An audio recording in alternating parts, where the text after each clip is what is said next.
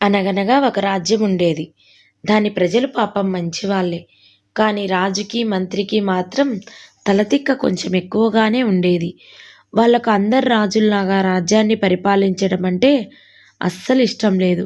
అందుకని ఏదైనా ప్రత్యేకత ఉండాలని వాళ్ళొక శాసనం చేశారు.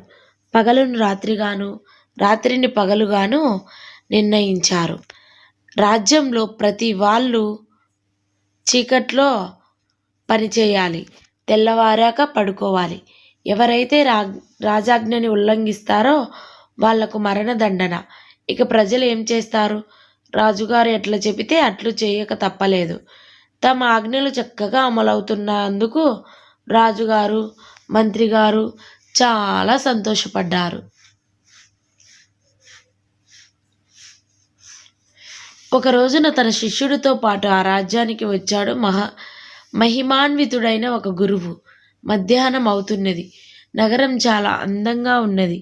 కానీ అటు ఇటు తిరుగుతూ మనుషులు కాదు కదా, ఒక్క ఎలుక కూడా కనబడలేదు వాళ్లకు.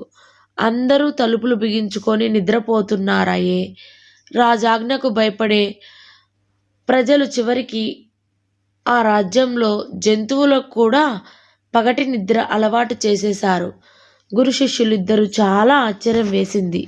అయితే సాయంత్రం అయ్యేసరికి నగరమంతా ఒక్కసారిగా మేల్కొన్నది. ప్రజలంతా ఎవరి పనులు వాళ్ళు చకచకా చేసుకోవటం మొదలుపెట్టారు. గురు శిష్యులకు వాళ్ళ విధేయత చూస్తే ముచ్చట వేసింది.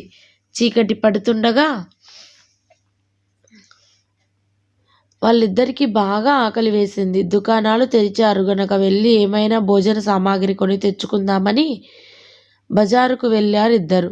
చూస్తే ఆశ్చర్యం, అన్ని సామాన్లది ఒకటే రేటు. ఒక్కొక్కటి ఒక్కో దుడ్డు అంతే. సోలెడు బియ్యము అంతే, డజన్ అరటిపళ్ళు అంతే. శిష్యుడు భోజన ప్రియుడు. అతను ఆ ధరల్ని చూసి చాలా సంతోషపడ్డాడు. ఎన్ని సామాన్లు కొనుక్కున్నా నిండా 10 దుడ్లు కూడా ఖర్చవ్వలేదు. మరి ఇది పిచ్చివాళ్ళ రాజ్యం నాయనా, ఇలాంటి చోట ఉండటం ప్రమాదం. వేరే ఎక్కడికైనా పోదాం, త్వరగా పద, ఇక్కడ ఉండకూడదు అన్నారు గురువుగారు శిష్యుడితో మెల్లగా. శిష్యుడికి మాత్రం ఆ రాజ్యం స్వర్గాన్ని తలపించింది. పారిపోయేందుకు తగిన కారణం ఏదీ కనబడలేదు. ఇక్కడున్నన్ని తిండి పదార్థాలు మనకి ఈ ధరల్లో వేరే ఎక్కడ దొరకవు.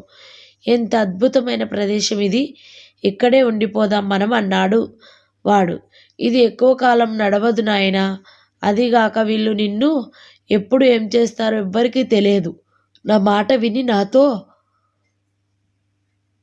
వచ్చేయ్, ఇద్దరం వేరే ఎక్కడికైనా పోదామని నచ్చ చెప్పసాగారు గురువుగారు. కానీ శిష్యుడు ఒప్పుకోలేదు. ఆ రాజ్య వైభవం ముందు గురువుగారి మంచి మాటలు తెలవెలబోయాయి. ఏమైనా సరే తను ఈ స్వర్గాన్ని వదిలి రాను అన్నాడు.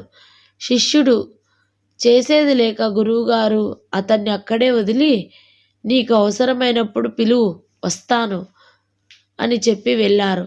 శిష్యుడు మాత్రం అక్కడే ఉండిపోయాడు.